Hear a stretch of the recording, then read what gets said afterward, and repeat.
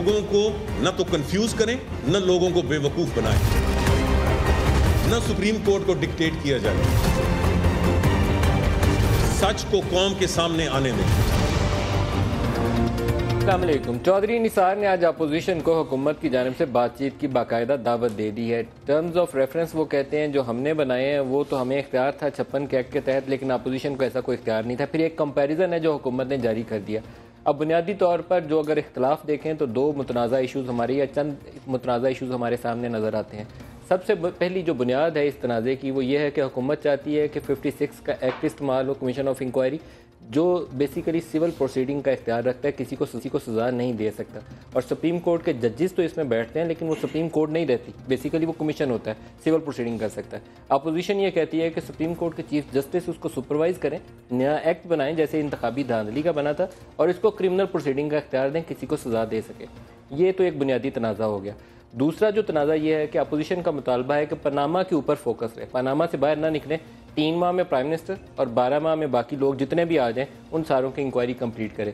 हुकूमत कहती है ये दो तो होंगे साथ, लेकिन इसके साथ लोन डिफ़ॉल्टर्स और जितने भी वो ऑफशोर कंपनीज बनाने वाले हैं, जब से भी, चाहे उन्होंने अपने आज तफसीलात के अंदर भी लिखा है कि 1970 में बनी हो या 80 में बनी हो या 90 से बनी हो, वो सारी चीज़ें इसमें शामिल होंगी।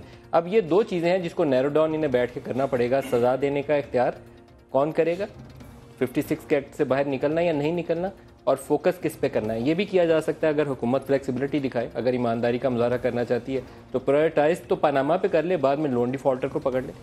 तरीकाकार के ऊपर मेरे ख्याल में इतनी मुश्किल नहीं आएगी अगर दिल बड़ा हो तो। इसी के ऊपर आज के प्रोग्राम में हम बहस करेंगे और हमारे साथ शरीक करने जा रहे हैं खावर घुमन साहब हैं, सीनियर जर्नलिस्ट हैं डॉन अखबार से। खावर साहब वेरी वार्म वेलकम। इसके अलावा तलाल चौधरी साहब हमारे साथ हैं पाकिस्तान मुस्लिम लीग नवाज से, और कमर जमान कायरा साहब हैं हमारे साथ पाकिस्तान पीपल्स पार्टी से। आप तीनों को वेरी वार्म वेलकम जी। इसके अलावा शेख रशीद अहमद हमें टेलीफोन लाइन के ऊपर ज्वाइन कर रहे हैं। शेख रशीद साहब अस्सलाम वालेकुम। वालेकुम अस्सलाम। शेख साहब, आपको आज बातचीत की दावत मिल गई है हुकूमत की जानिब से, कब जाएंगे बातचीत के लिए? कबूल है हुकूमत की दावत?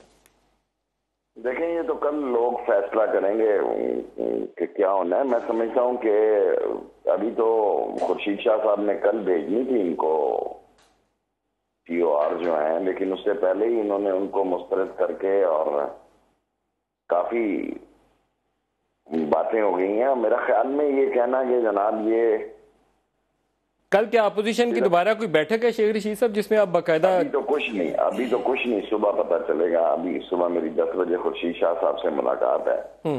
गुजारिश ये है कि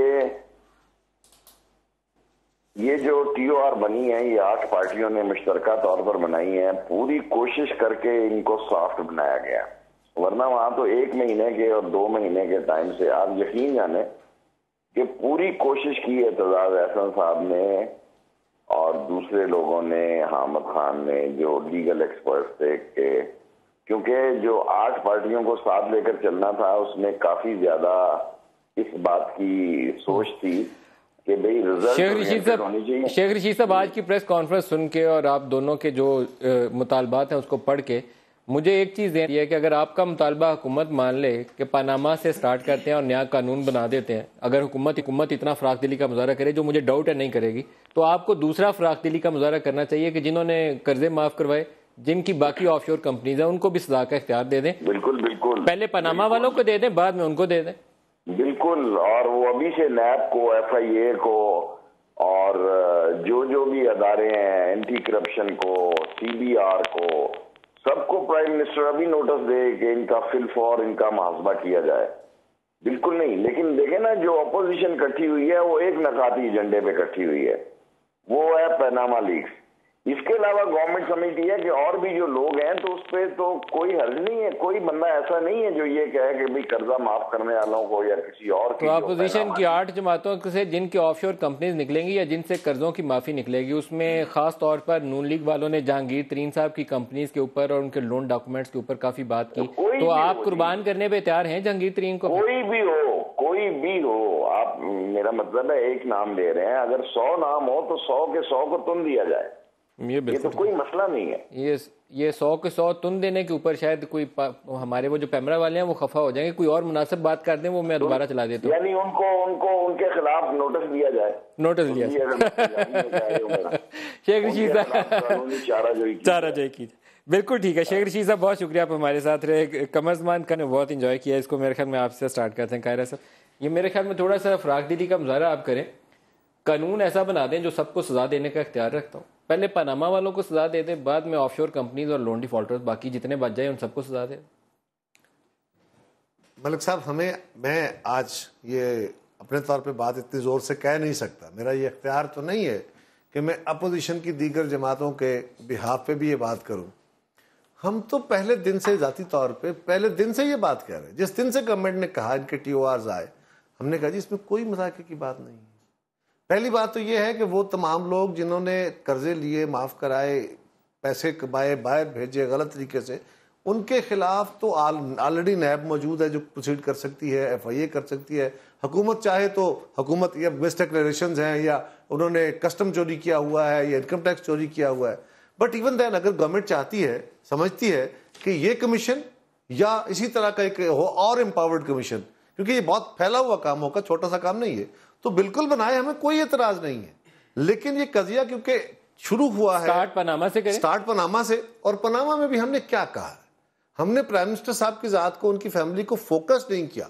हमने कहा है जी ऑल रेस्पोंडेंट्स, जो रेस्पोंडेंट्स है उसमें तमाम पाकिस्तानी। आपकी प्रायोरिटी है ना 3 माह में वजीर आजम और 12 माह में बाकी सारे। इसलिए कि वो हुक्मरान है, वो इसलिए कि उनके बेटों ने अपना जो इकरार किया है कि हाँ हमारी ये चीजें मौजूद हैं, बाकियों से तो आपने सवाल करने हैं ना।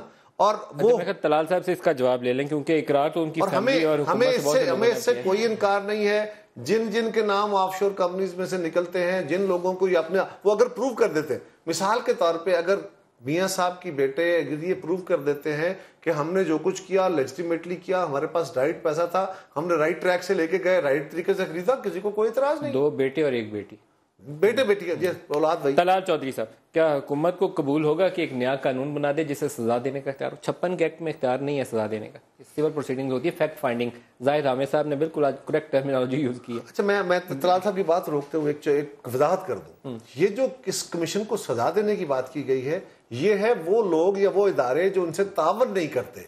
एज फॉर एज अगर उसमें बाकायदा लिखा गया है कि अगर कोई गुनाहगार कमीशन की फाइंडिंग में अगर कोई गुनाहगार निकलता है तो उसके सजा जो है वो रेलेवेंट कोर्ट और रेलेवेंट लॉ के तहत होगी। सर सजा तो मिलेगी तब ना कि अगर उसने टैक्स चोरी किया है, अगर डिक्लेयर किया फिर तो मिलेगी नहीं। सर मैं तो ये कह रहा हूँ कि अगर ये कमीशन कह देता है कि हाँ ये बंदा गिल्टी, कमर ज़मान गिल्टी है, तो कमर ज़मान जिस कानून का गिल्टी है उसके तहत उसको उसी कानून के तहत ये कमीशन सजा नहीं देगा। क्या आप ऐसा कमीशन बनाने पर तैयार हैं जिसे सजा देने का इख्तियार हो?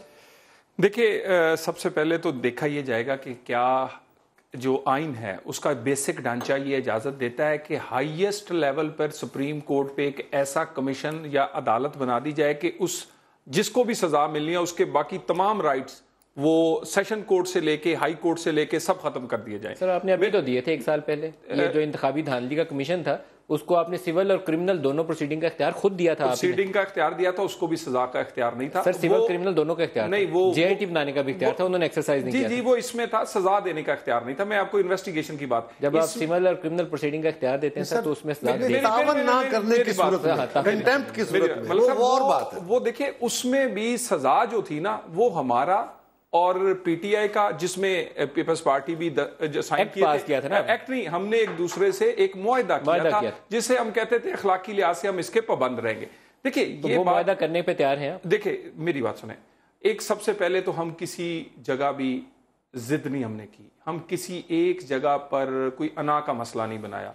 FIA की बात आई, वहां हम पेश हुए, चलें ये आगे चले गए। उससे इन्होंने कहा जी कमीशन बनना चाहिए चीफ जस्टिस का, वो बनाया। ये उससे आगे चले गए कि TORs भी हम बनाएंगे। TORs हमने अपने बनाए। आज हमारे TORs पे हमने फिर इनसे गुफ्तगू का फैसला किया है। अभी हमें इनके जो TORs हैं, जो अपोजिशन लीडर का जो खत है बाज़ाब्ता, वो मसूल हुआ नहीं है, होगा। उसके बाद हम इनसे गुफ्तगू को पे तैयार है। हम किसी जगह अना का जिद का मसला नहीं बना रहे। आपकी तरफ से कमेटी कौन कौन है ये तो बता दें, नाम कमेटी के अरकान कौन होंगे जो अपोजिशन से बात करेंगे? देखिए ये पहले भी हमने ड्यूटीज लगाई थी, तकरीबन कोई 8 से 9 मिनिस्टर्स थे अलग-अलग। अभी आ जाएगा इनका खत, तो उसके बाद वो आपको उसमें डिफरेंट मिनिस्टर्स डिफरेंट पार्टियों से बात करेंगे। वो हम बात करेंगे सारी अपोजिशन के साथ। फॉर्मली इनवाइट करेंगे सबको या इंडिविजुअली बात करेंगे? कोई PTI से करेगा, कोई जमात इस्लामी से करेगा? कार हम कर लेंगे। जरा हमें आज इंतजार था कि इनका लेटर भी मिल जाएगा अपोजिशन लीडर का, क्योंकि हम मीडिया पे देख रहे थे और उसके साथ ये जो बाज़ाब्ता, ये तो हमें क्योंकि सारे के सारे TOR जो हैं ये मिले हैं सारे आपके थ्रू मीडिया मिले, थ्रू मीडिया, अब आ जाएगा, हम बात करने को तैयार है, कोई जिद नहीं। और एक और बात, इस बात कोई जिद नहीं से मुराद ये है कि आप ऐसा एक्ट भी बनाने पे तैयार हैं जिसे सजा देने का इख्तियार। देखिए, ये सजा देने का इख्तियार यहाँ बहुत बड़े हमारे दूसरी साइड पे जो वकील एतजाज एहसन साहब, हामिद खान साहब, ये लोग सारी उम्र इन्होंने गुजारी है कि ऐसा नहीं हो सकता कि हाईएस्ट लेवल से सजा हो जाए और उस आदमी के सारे हक जब्त कर लिए जाएं। ठीक है जी, ये देखे ना, हमने देखना कि आइन की जो बुनियादी चीज है क्या हम उसको भी चेंज कर सकते हैं या नहीं कर सकते। अच्छा, खबर से यहाँ पूछा थोड़ा तजिया ले लें। एक मिनट रुकिए, ये बिल्कुल पहले फिर दोबारा वजाहत करूं, ये मिसपरसेप्शन हो रही है कि सजा वही देंगे जो रेलेवेंट सिस्टम है। सजा रेलेवेंट कानून देगा, रेलेवेंट फोरम देगा। इस कमीशन को सजा देने का इख्तियार यह है कि अगर कोई इदारा, अगर कोई फर्द इनके तलब करने पे नहीं आता, कंटेम्प्ट करता है, तो वो उनको इख्तियार देना है, उनको सजा देने का इख्तियार वो नहीं है, जुर्म की सजा नहीं है, इनके साथ तावन ना करने की सजा जो है वो रेलेवेंट लॉ, जो लॉ ऑफ द लैंड है, उसी के तहत। लेकिन इसमें इतनी ज्यादा वो कानूनी पेचीदगियां नहीं, वो इतनी खराबियां हैं कि अगर हम एतजाज एहसन या हामिद खान को वकील कर दें तो ये 24 घंटे में से सुप्रीम कोर्ट में उठ जाएगा। अगर हम कानून भी आप कर ले उनको वकील, वो मैं अभी आपको एक्सप्लेन करूंगा, पहले उनको वकील, मैं आपको एक्सप्लेन करूंगा। और इन्होंने जान के बनाया है, ये काम लंबा करना है हमने, ये हमने खत्म नहीं ना करना, ये काम बात कर ले फिर मैं करता हूँ। अच्छा, खबर एक परेशानी लगती है, हुकूमत चाहती भी है कि उसके सर से वो जो दाग लग गया धुल जाए, लेकिन एक परेशानी भी लगती है, पैनिक रिएक्शन होता है, क्योंकि उन्होंने हर एक उस शख्स का नाम लेकर उसके ऊपर गंद उछाल दिया है जो पॉसिबली उसके अंदर इंगेज किया जा सकता है। आइडियली तो बड़ी अच्छी सिचुएशन है, सारे कर्जे माफ कराने वाले, सारे टैक्स चोर, सबको पकड़ लो, लेकिन 1947 से शुरू करेंगे कभी पूरा नहीं होगा। वजह क्या है इसकी, बेसिक क्या है इसकी? इसका मैं पिछले 8-10 साल से मैं पार्लियामेंट कवर कर रहा हूँ और सियासी जमातों से, मुअज़्ज़ज़ अरकान से भी गपशप होती रहती है। ये जब से इस पनामा गेट का इशू आया है, जितना मायूस मैं हमारा पॉलिटिकल रिएक्शन से, जब फ्रॉम ऑल पॉलिटिकल साइड्स, अब वहाँ मैं पहले नहीं था, मतलब ज़ुबान देख लें दोनों तीनों साइड से वो उसमें तरक्की आती जा रही है। ये पॉलिटिकल इशू है, इवेंचुअली इसको पॉलिटिकल लेवल पे इसको हल होना है, इनको आपस में बैठना है और बैठ के हल करना है। ये लड़ते रहेंगे अपनी जगह पे, वो TOR, गवर्नमेंट TOR, तीसरे TOR। लेकिन जब हुकूमत ये कहती है कि प्राइम मिनिस्टर का नाम नहीं है, बराह रास्त नहीं है, वो उन्होंने कहा है कि लिंक थ्रू चिल्ड्रन, ये बेसिकली वो कह रहे हैं, तो फिर पैनिक किस बात का? पैनिक तो सबके सामने पैनिक है, पैनिक उसमें डेफिनेटली है, उस पर मेरे ख्याल में PTI वाले कोर्ट में भी चले गए हैं, पैनिक तो वो है, क्योंकि अब प्राइम मिनिस्टर साहब के बच्चों ने ऑन द रिकॉर्ड एक्सेप्ट किया है कि उनकी वो प्रॉपर्टीज़ हैं जिसमें मरियम नवाज शरीफ साहबा का भी नाम आता है, उनके हामिद कैप्टन सफदर साहब, he is member of the national assembly. क्या बुनियादी परेशानी की वजह यह है कि मरियम का नाम आता है क्योंकि शायद वो उनकी सियासी वारिस के तौर पर मरियम का जो रोल, पॉलिटिकल रोल पिछले चंद हफ्तों में, क्या पिछले चंद महीनों से हम देख रहे हैं, वो बढ़ता जा रहा है, और वो उनका एक पॉलिटिकल ट्रेनिंग जो हो रही है और उनके जो पॉलिटिकल एम्बिशंस, मेरे नज़दीक तो ये बहुत बड़ा दचका उनको लगा है, क्योंकि किसी भी वक्त अगर किसी इलेक्शन कमीशन में या कोर्ट ऑफ लॉ में कैप्टन सफदर साहब के, आप याद होगा कि पिछले दिनों वजीराबाद में इनके PMLN के जस्टिस इफ्तिखार साहब को डीसीट इसलिए सुप्रीम कोर्ट ने कर दिया था कि उनका अपना एक अकाउंट था जो कि ज्वाइंट था उनकी मिसेज के साथ। उन्होंने कोर्ट में कहा जी मुझे गलती से मैं भूल गया था, मैं उसको मेंशन नहीं कर सका, और एक मस्जिद का अकाउंट था। और लेकिन चूंकि कोर्ट के अंदर उन्होंने कहा कि चूंकि ये आपकी एक रिक्वायरमेंट थी जो आपने पूरी नहीं की, तो डीसीट कर दिया गया। अब जब चैलेंज ये होगा, किसी लेवल पे इन्वेस्टिगेशन होगी और कैप्टन सफदर साहब से ये पूछा जाएगा क्या आपने एसेट जो डिक्लेरेशन है आपने मेंशन किया कि आपकी मिसेस ओन करती हैं ऑफशोर कंपनी, क्या उसमें आपने साबित किया? अब उससे बहुत सारी चीजें एसेट डिक्लेरेशन में नहीं है, तो फिर उससे नेक्स्ट क्वेश्चन आएगा कि क्या मरियम ने अपने टैक्स रिटर्न्स के अंदर डिक्लेयर किया या नहीं किया, तो वो दूसरा सवाल उठ जाएगा। वही मैं कह रहा हूँ कि इशू बहुत ज्यादा कॉम्प्लिकेटेड है और गवर्नमेंट इस सारे को तो प्रीएम्प्टिव मेजर्स लेके कुछ इस तरह का इंप्रेशन दे रही है कि हम अपने आप को पकड़ लो, कमरजमान कायरा साहब को भी पकड़ लो, तलाल साहब को भी पकड़ लो, कुछ बचे ना। आई डोंट नो, ये तो गवर्नमेंट का एक अपना उनका एक कोर्स ऑफ एक्शन है, किस तरह उन्होंने अपने आप को प्रेजेंट करना है, लेकिन ये एक गॉड सेंड अपॉर्चुनिटी गवर्नमेंट के लिए भी है कि वो clean up the system, yes, to clean up the system, और अपने आप को इस तरह, मतलब इस सारा, अगर वो कहीं पे गलती नहीं है, अगर कहीं पे आपको लगता है कि गॉड सेंड अपॉर्चुनिटी इन्होंने लफ्ज से इस्तेमाल किया, लेकिन ये तब हो सकता है कि हमारी विल हो कि हमने सिस्टम को साफ करना है, सारे चोर पकड़ने, चाहे वो अपने अंदर बैठा हो या दूसरी जमात में बैठा हो। बात दुरुस्त है। हुक्मरान तबका, मैंने आपके प्रोग्रामों में भी बहुत दफा कहा है, हुक्मरान तबका अपने लिए फंदे पैदा नहीं किया करता। मैं तबके की बात कर रहा हूँ, किसी एक बंदे की बात नहीं कर रहा हूँ। दूसरी गुजारिश ये है कि आज लीडर ऑफ द अपोजिशन ने कहा कि सुप्रीम कोर्ट को डिक्टेट न किया जाए, हमने किसी से TORs नहीं मांगे, हमें TORs अभी तक प्रॉपरली मिले नहीं हैं। वो जनाब आप मुल्क में थे नहीं असल में, तो आपके पीछे मेरे भाई तलाल ने या बाकी हुकूमत के जो तर्जमान थे, इवन इसहाक डार साहब ने कहा सब प्रोग्रामों में बैठ के कि जी ये अपोजिशन क्या बातें कर रही है, इतने दिन हो गए इन्होंने अभी बताएं क्या TOR चाहते हैं।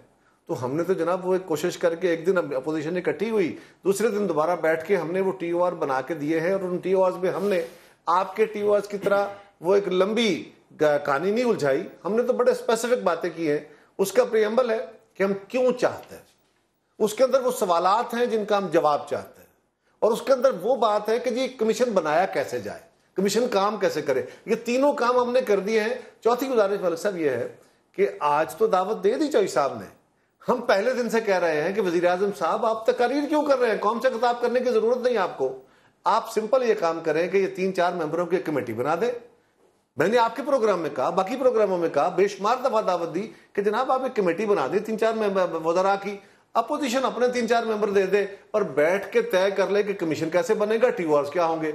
अब अगर आपको आज आके मुज़ाकरात याद आए तो हमें तो फिर भी इनकार नहीं है, हमें फिर भी इनकार नहीं। मुझे यकीन है कि अपोजिशन की जमातें जब बैठेंगी तो हम मुज़ाकरात से नहीं भागेंगे। घूम फिर के ये जो इंतखाबी धांधली वाला कमीशन था वो भी ऐसे ही बना था, उस वक्त PTI इंकारी थी, अल्टीमेटली से बात ये है कि इस वक्त हुकूमत इंकारी है। मलिक साहब मैं बार बार बेशुमार प्रोग्रामों में ये बात कहता रहा हूं कि एक ऐसा काम जो सिर्फ मुल्क के अंदर, एक ऐसी तहकीक या एक ऐसी तफ्तीश जिसका दायरा मुल्क के अंदर था और सिर्फ इंतखाबी धांधली तक का था, उसके लिए आप खास कानून के तहत कमीशन बनाते हैं। और याद रहे वो कमीशन भी सुप्रीम कोर्ट के जजेस का था, और उसके लिए आप TORs अपोजिशन के साथ बैठ के बनाते हैं और सुप्रीम कोर्ट को डिक्टेट नहीं करते। वहां सब कुछ होता है, हम यही कह रहे हैं, सुप्रीम कोर्ट हमने यही कहा है और हमने कुछ नहीं मांगा, इसके अलावा हम कुछ ब्रेक ले लें। तलाल साहब आपसे ब्रेक से वापसी पे जवाब लेते हैं, ब्रेक ले लेंगे, हमारे साथ रहिएगा।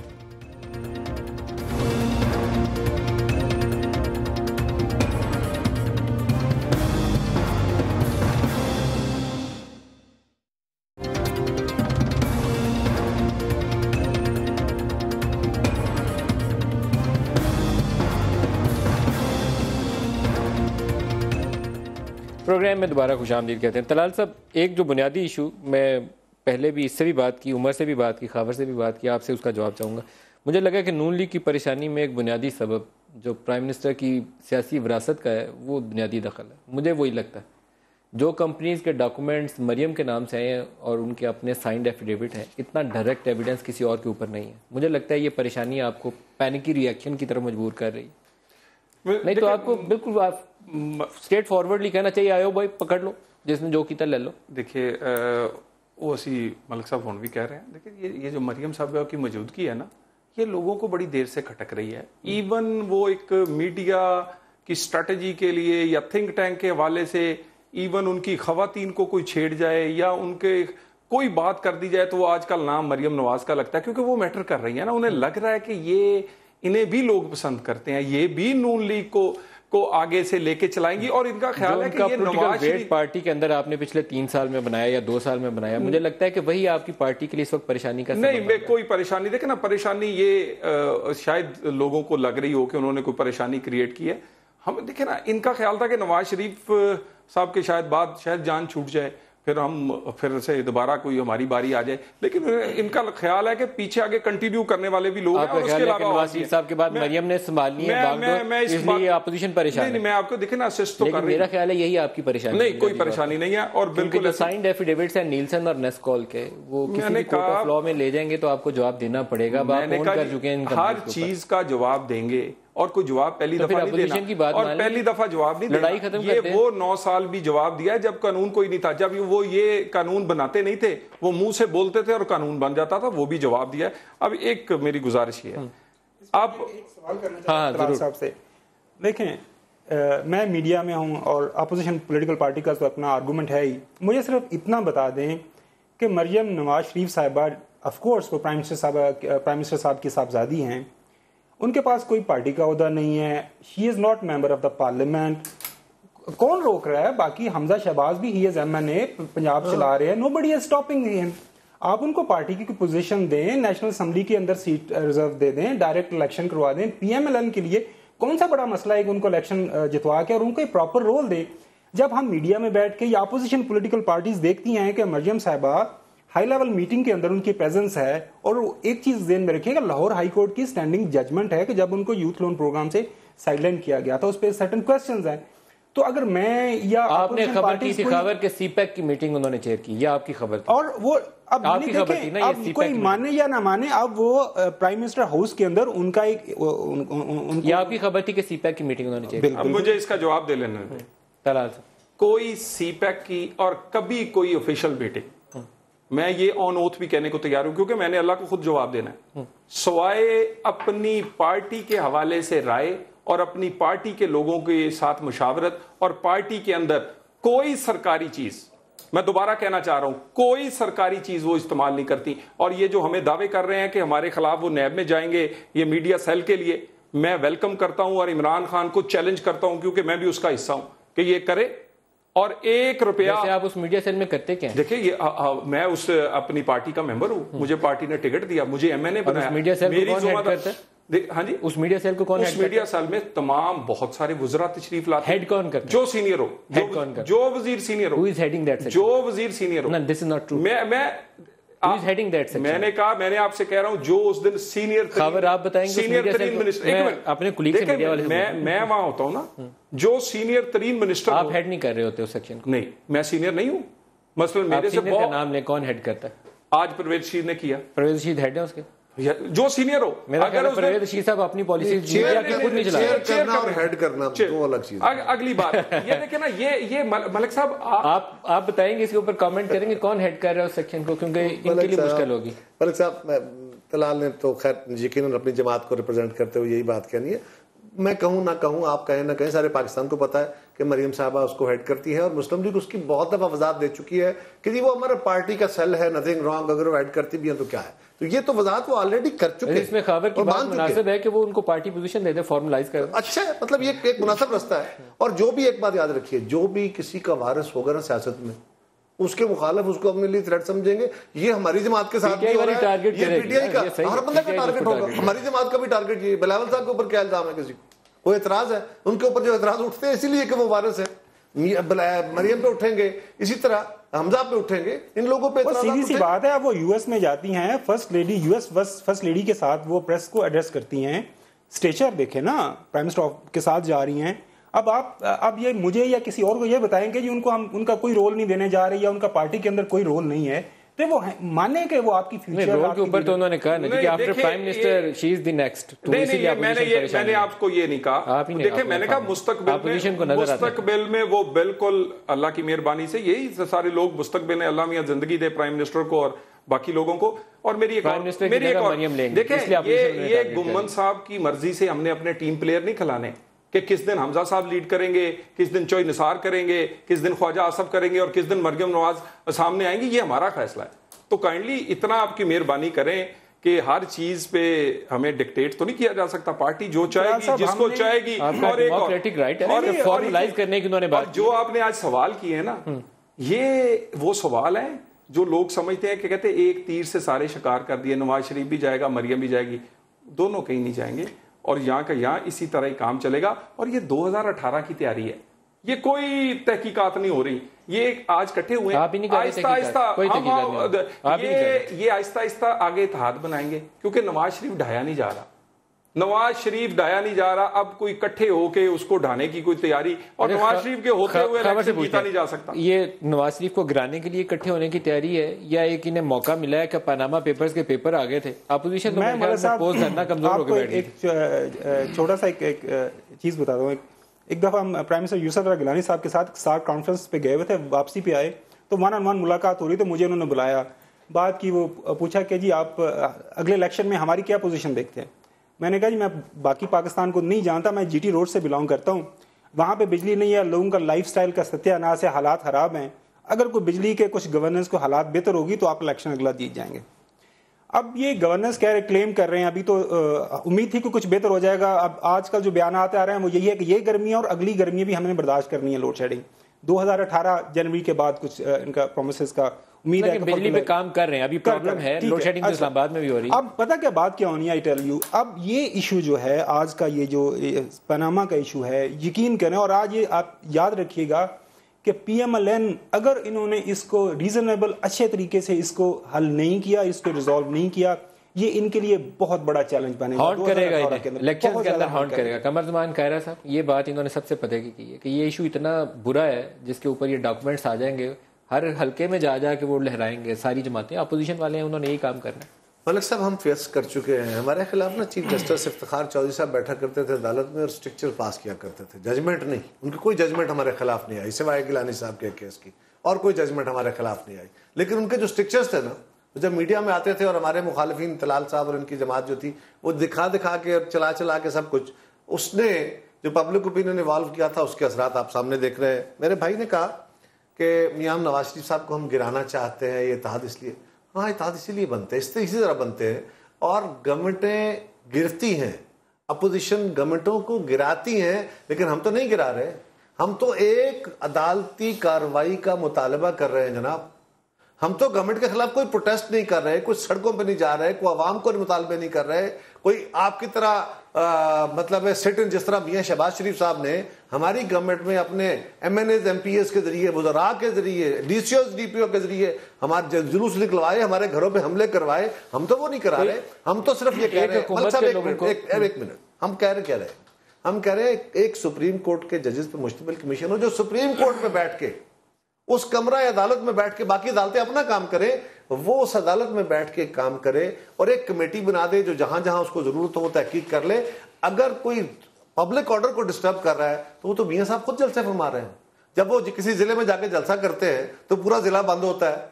डिस्टर्बेंस तो आप क्रिएट कर रहे हैं पब्लिक रैलीज में और एहतजाज में, तो आप जा रहे हैं, धमकियां आप दे रहे हैं, ये तो आपको तंग करने के लिए जलसे कर रहे हैं, आपको अपनी हुकूमत के खिलाफ ये जलसों वाला। एक तो ये टर्म्स ऑफ रेफरेंस नहीं है, ये टर्म्स ऑफ रिवेंज है फ्रॉम नवाज शरीफ। मियां साहब से बदला लेना, मैं आपकी गुजारिश, मेरी आपसे गुजारिश, मलिक साहब मेरी गुजारिश, टर्म्स ऑफ रिवेंज है, मेरी गुजारिश के आपसे, आप हमें किस दिन ये, क्योंकि हम तो पार्टियों के नुमाइंदे हैं, आप किस दिन कोई 3-4 लॉयर्स जो हैं जिन्हें आप समझते हैं कि न्यूट्रल लोग हैं, आप दोनों का कंपैरिजन ले लें और आपको महसूस हो जाएगा कि 15 के 15 जो ट्वेयर उसमें है नवाज शरीफ, उसका खानदान नवाज शरीफ, उसका खानदान, और ऐसे इन्होंने 4-5 चीजें डाली हैं। मसलन इन्होंने कॉन्सेप्ट ही बदल दिया है जो कानून का है, जिसमें इन्होंने कहा है जी कि ये जो परसेप्शन ऑफ इनोसेंस है, बर्डन ऑफ प्रूफ, हाँ ये अब देखें सर जी नैब लॉ है आपका, मैं उसी पे मैं कह रहा था कि आप आपके पास मौका था इसको ठीक करने का, आपने नहीं किया, आपने ये अच्छा किया। Burden of proof NAB law है आपका। Afridi versus NAB 2010 supreme court ने फैसला दिया और इसी पे जो आपने लॉ बदला, नहीं बदला, this is law of the land, और उसके ये आपकी लॉ ऑफ द लैंड है। पूछे कि हम बदलना चाहते थे, क्यों नहीं बदला? अगर आप कमरजमान कायरा साहब को सजा देना चाहें इस पे इसी लॉ के तहत सजा देंगे। देखिए ये लॉ पे इतराज हमें था है, मगर हम ऐसा अपनी सिर्फ अक्सरियत के बलबूते पर। जनरल मुशर्रफ कब गया था सर, तलाल चौधरी साहब, जनरल मुशर्रफ कब गया था सदारत से? इस पे प्रेसिडेंट ये 18वीं तरमीम पे इस पे बड़ी लंबी चौड़ी बहस हुई है। उसके बाद आपने 8 साल मजे से हुकूमत, 5 साल पीपल्स पार्टी के, 3 साल आपके। देखें हम अपनी आज आप कहेंगे ये कानून बड़ा काला है। मलिक साहब अपनी अक्सरियत के बलबूते पर अपने लिए कोई कानून नहीं, हम कंसेंसस चाहते हैं, हमारे पास अक्सरियत थी, हमने कंसेंसस तो वो दे रहे हैं आपको, देखें अपोजिशन दे रही है, यहां फंस गए। PIA का कानून हमारे पास अक्सरियत थी, फिर भी बात कर रहे हैं तो अपोजिशन कंसेंसस दे रही है, वो कह रही है बर्डन ऑफ प्रूफ आप पे होगा, इन्हें कह दे कंसेंसस दें जी, ये तो कंसेंसस दे चुके हैं, बर्डन ऑफ प्रूफ पे तो दे चुके हैं। अपने भाई की खिदमत में गुजारिश करूं, दुनिया में जो रियासतें होती हैं, रियासत का जो सरबराह होता है या हुकूमत का जो सरबराह होता है वो रोल मॉडल होता है, वो अच्छा हो या बुरा हो, जो भी है उसका परसेप्शन हो। जब भी कभी उस पर केस बनता है, उस पर एलिगेशन लगता है, 10 लोगों पे एलिगेशन लग जाए, लेकिन आप अपने मुल्क के अंदर, आपके मुल्क के अंदर बेशुमार क्रिमिनल है, बेशुमार टैक्स एवेडर्स हैं, बेशुमार और काम गलत करने वाले हैं, लेकिन आपके वजीर आजम को तवक्को की जाती है कि he should be neat and clean. अगर नहीं होता तो सजा पाता है। जब वाटरगेट स्कैंडल हुआ था, आपको याद रखना चाहिए, वाटरगेट स्कैंडल में एक स्पेशल कमीशन बना था और स्पेशल लॉ बना था, that was only for president, और प्रेसिडेंट के ऊपर ये लायबिलिटी थी कि प्रेसिडेंट ऑफ अमेरिका, उसने जवाब देने थे, उसने अपने आप को इनोसेंट प्रूव करना था। ये हम कोई नई बात नहीं कर रहे, आपके लॉ ऑफ लैंड में भी है, दुनिया भर में भी है कि जहां कहीं कोई सरबराह ममलकत पे इल्जाम लग जाता है या सरबराह हुकूमत पे, तो उसको अपनी इनोसेंस प्रूव करनी होती है। और दूसरी डॉक्यूमेंट्री एविडेंस। और दूसरी बात यह है कि मियां साहब के बेटों ने तो एडमिट कर लिया है। ब्रेक ले लेंगे उस एडमिशन के बाद हम क्या मांग रहे हैं? ये एक मिनट एडमिशन आपने भी बात कही थी, और मैं छोटी सी कायरा साहब को करिए, मैं एक छोटी सी गुजारिश करूं, एक छोटी सी गुजारिश। हम क्या मांग रहे हैं? हम कह रहे हैं जी आपके बेटों के पास, उन्होंने माना कि हमारे पास ये कुछ है, उसका मनी ट्रेल दे दे। ब्रेक ले लेंगे, ब्रेक के बाद तलाल साहब से जवाब लेते हैं।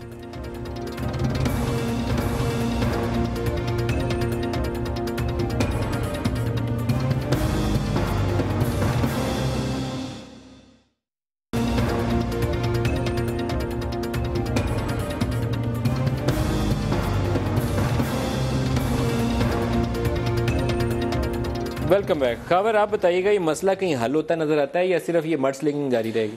मलिक साहब, इसके लिए बोल्ड डिसीजन मेकिंग की जरूरत थी और अभी भी है, और ये करनी है पीएमएलएन ने, गवर्नमेंट ने, प्राइम मिनिस्टर साहब ने करना है। इस पे अपोजिशन पार्टी पूरी दुनिया के अंदर चांद मांगती है, गवर्नमेंट का दिल करे वो इनको चांद दे या ना दे, वो एक अलग बात है। इसके लिए बोल्ड डिसीजन मेकिंग की जरूरत है, और प्राइम मिनिस्टर और पीएमएलएन, मेरे ख्याल में जो प्राइम मिनिस्टर साहब के एडवाइजर हैं वो कुछ इस चीज को समझ नहीं रहे। उनको कहा कि आप इलेक्शन बोल्ड डिसीजन मेकिंग से आपकी क्या मुराद है? बोल्ड डिसीजन मेकिंग मैं पर्सनली और as a student of politics समझता हूं कि प्राइम मिनिस्टर साहब जिस दिन ये सारा इशू आया था, एक कमीशन बना देते, उसी दिन आप साइड स्टेप हो जाते, अपनी पार्टी का कोई बंदा ले आते।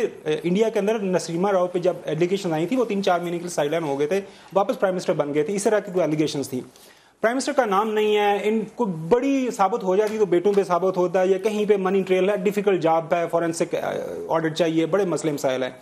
तो आप प्राइम मिनिस्टर एक हाई मॉरल ग्राउंड अथॉरिटी के आते, यकीन करो ये पीएमएलएन की अपनी सियासत में आने वाले बच्चों की सियासत भी बच जाती। लेकिन अब ये है, अब ये खींचते चले जा रहे हैं, लड़ाई बढ़ेगी, 2 साल के बाद इलेक्शन है। ये जितना ज्यादा ये अपने मथे पे लगा के रखेंगे पनामा गेट स्कैंडल, उतना इनके लिए ये आप समझते माथे पे लिखा गया पनामा? तो डेफिनेटली लिखा गया ना, उसका होना है, कितनी जल्दी होते हैं। देखिए, ये तो घुमन साहब स्ट्रेटेजी की बात कर रहे हैं अपोजिशन की, जो चाहती है कि ये लिखा रहे, इसकी तहकीक ना हो, और ये हमें इसकी तहकीक हम तो चाहते हैं कि फौरी तौर पे हो, और हमें कोई परेशानी नहीं है इस तरह की कि वो प्राइम मिनिस्टर पेश होने की, प्राइम मिनिस्टर की फैमिली की। और आप बार बार कह रहे हैं जी कि भी एडमिट किया उनके बच्चों ने, उनके बच्चों ने कंपनीज को एडमिट किया है, ये नहीं एडमिट किया कि ये कोई नाजायज दौलत है। किस बच्चे ने कौन सी कंपनी को माना?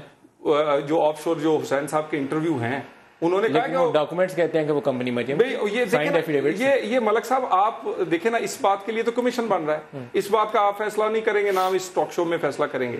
यही बात है जो नून लीग को परेशान। और देखिए मेरी बात, कोई देखिए ना, परेशानी नहीं है। परेशानी हमें अगर कोई इस तरह की होती, जो अपोजिशन चाह रही है कि ये लिंगर ऑन होता रहे और ये इलेक्शन आ जाए, हम इत्तेहाद तो बना लें, तहकीक ना होने दें, और हम इनके गुजारिश कर रहे हैं कि आज तहकीक करवा लें, मुस्तकबिल के रूल्स ऑफ बिजनेस भी सेट करें। सिर्फ नवाज शरीफ ने वजीर आजम नहीं रहना, बहुत सारे लोगों ने इस मुल्क को आना। 5 साल पीपल्स पार्टी के और 3 साल आपके, आपने अभी तक तो नैब लॉ पे काम नहीं किया, बजाय मियां साहब के 2 केसों से बरियत करवा लिया आपने। देखिए, मियां साहब को जितना सा इधर चैन लेने दिया है ना, और ये जो बार बार कहते हैं जी कि इस्तीफा दे देना चाहिए, साइड पे हो जाना चाहिए, इस तरह तो हफ्ते में 2 दफा वजीर आजम बदला जाए। जिस तरह ये अपोजिशन जरा सी बात पे कोई कुर्सी से गिर जाए तो प्राइम मिनिस्टर इस्तीफा, ये पहले भी हमसे मांगा था जब ये धरना लेके आए थे, और उसके बाद कहते थे यूसुफ रजा गिलानी से, और सर यूसुफ रजा गिलानी उन्होंने दे दिया था, उन्होंने दे दिया था। आपने भी कौन सा दे दिया? उन्होंने, एक मिनट, अगर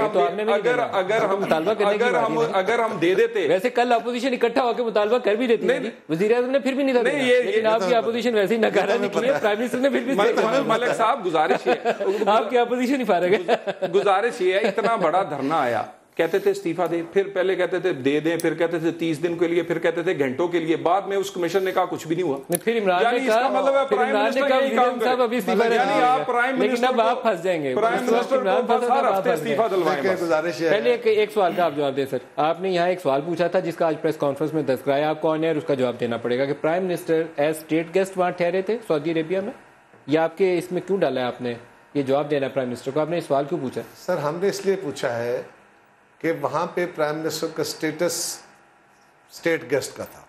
सऊदी अरब में जो जिला वतनी, जो हमें इतला है, वो उनका स्टेटस जो था वो स्टेट गेस्ट का था। प्राइम मिनिस्टर उनकी फैमिली और उसके साथ हमने लिखा है कि वेदर, ये सवाल पूछा गया है कि कमीशन पूछे, इस बात को इनकार कर ले कि क्या उनका स्टेटस ये था अगर ये था तो उनको मिलने वाले गिफ्ट जो थे वो क्या पाकिस्तानी कानून के तहत जमा होने चाहिए कि नहीं, ये सवाल के तौर पे हमने किया है, हमको एलिगेशन नहीं लगा। आपकी इतला लेकिन ये है, आप कह रहे हैं जनरली वो स्टेट गेस्ट के तौर पर हमारी इतला आपने कानून के अंदर डाल दिया, हो सकता है गलत, कानून नहीं हमने बनाया जी, हमने तजवीज दी सवाल करके। और आज इसके ऊपर लॉ मिनिस्टर ने सवाल उठाया, लॉ मिनिस्टर ने कहा कि आपने कानून के अंदर कानून देखे ना, लॉ मिनिस्टर ऐसा बंदा, लॉ मिनिस्टर जैसा बंदा अगर ये बात कहे तो बड़े अफसोस की बात है। हमने क्वेश्चनर दिया है। पूछ लूं मैं तलाल साहब, स्टेट गेस्ट थे प्राइम मिनिस्टर साहब, मुझे सिर्फ एक बात तो पूछे, क्या स्टेट गेस्ट थे प्राइम मिनिस्टर? मेरी बात सुने, हाँ या ना? मेरी हाँ ना, ये सारी बातों का हाँ ना में जवाब नहीं। ये सारे सवाल का पनामा से क्या लिंक था जी? पनामा की शुरुआत और आज की पनामा की लिंक के वो स्टेट के मनी ट्रेल जो है वो सरूर पैलेस से मिलती है। नहीं, मनी ट्रेल जो है उसका इससे क्या ताल्लुक? अरे भाई वो कंपनी रजिस्टर सरूर पैलेस के एड्रेस से। भाई वो मनी ट्रेल का क्या? मैं मनी ट्रेल का बताता हूँ। अर्ज ये है, पहले दो छोटी छोटी बातें जरा कह लूं। आप एक तरफ कह रहे हैं कि एक मिनट, आप एक तरफ कह रहे हैं कि जी टीओआर फाइनल हो गए, हम दूसरी बात नहीं सुनेंगे, दूसरी तरफ आप मज़ाकरात पे आ गए हैं, यहां तक आ गए, अगला भी मरहले आ जाएंगे और आप मानेंगे। आपको मानना पड़ेगा गवर्नमेंट को। अल्टीमेटली ये है कि आप कितने अरसे तक कितने असाब अपने तोड़वा के मनवाना चाहते हैं और कितना नुकसान करके मानेंगे, ये आप पे है। दूसरी बात, एक बात जो है ना, धमकियां देने से ये जो गुल्लू बट माइंडसेट पॉलिटिक्स के अंदर आ गया है, इसका प्राइम मिनिस्टर साहब को इससे अवॉइड करना चाहिए। उनसे मैं तवक्को नहीं है कि वो ये काम करें। ये पंजाब में बहुत कुछ है ऐसा, उन्हीं को काम करने दें। और जो सवाल आपने कहा, ये कह रहे हैं कि जी सऊदी अरब में उनकी स्टेटस, वो भाई मेरे वजीर आजम साहब ने कहा था कि मेरे भाई ने, मेरे वालिद ने और मेरे बेटों ने कारोबार किया वहां पे, हमें पैसे वहां सऊदीया से मिले। आपको अगर पाकिस्तानी स्टेट गेस्ट के तौर पे वहां रहते हुए पैसे मिले, वो गिफ्ट थे, तो अगर वो थे, अब मुझे नहीं पता थे कि थे नहीं थे, हमने सवाल किया अगर वो गिफ्ट थे तो उससे आप कारोबार करके पैसे। मेरे पास प्रोग्राम का वक्त खत्म हो गया। कमरजमान कायरे साहब, आपका भी, तलाल साहब किसी अगले प्रोग्राम में इससे तफसीली जवाब लेंगे। तलाल चौधरी साहब और खाबर घुमन साहब, आपका भी शुक्रिया। आज के लिए इतना ही, इजाजत दीजिए, खुदा हाफिज़।